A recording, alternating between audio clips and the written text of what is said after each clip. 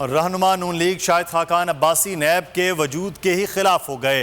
बोले जब तक नैब है मुल्क के मामलात नहीं चल सकते। बयान में उनका कहना था कि चेयरमैन नैब बता दें किस सियासतदान से कितने पैसे रिकवर किए। मरियम नवाज की ऑडियो पर उनका कहना था कि मरियम नवाज ने कोई कानून तोड़ा है तो ज़रूर कार्रवाई की जाए।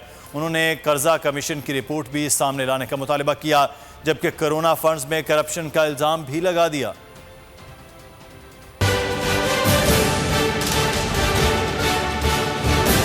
मैं तो आज भी कहता हूं कि इस नैब को खत्म कर दें, सिर्फ एक शेक डाल दें कि इसका इतलाक पाकिस्तान मुस्लिम लीग नून पे होगा। हम इसके लिए भी तैयार हैं। आज आपके पास जो चॉइस है वो ये है कि नैब रखें या मुल्क रखें। जब तक ये नैब है मुल्क के मामलात नहीं चल सकते। बदनसीबी इस मुल्क की ये है कि इस हुकूमत ने जो कोविड के मरीज थे उनको भी नहीं बख्शा। 42 अरब की चोरी तो सामने आ चुकी है। रिपोर्ट भी छुपाने की कोशिश की गई, लेकिन हकीकत कभी न कभी तो बाहर आई जाती है। हफ्ता हो गया है इस बात को सामने आए हुए। चेयरमैन नैब की आंखें भी बंद है, मुंह भी बंद है और कान भी बंद है। नैब को सिर्फ आज एक काम रह गया है कि मुल्क की चोरी की पर्दापोशी करे। एक कर्जे का कमीशन बना, बड़ा चर्चा हुआ था जी, कर्जा मुल्क में बहुत दिया गया और पैसे चोरी हो गए। तो आज 3 साल हो गए, कर्जा कमीशन की रिपोर्ट भी सामने नहीं आई। मैं चैलेंज करता हूँ चेयरमैन नैब को, टीवी पर आकर बता दे तुमने कितने पैसे कौन से सियासतदान से रिकवर किए। जी हम तो कहते हैं कि अगर मरियम नवाज साहिबा ने कोई कानून तोड़ा है तो कार्रवाई करें ना, आप में हिम्मत तो कार्रवाई करें।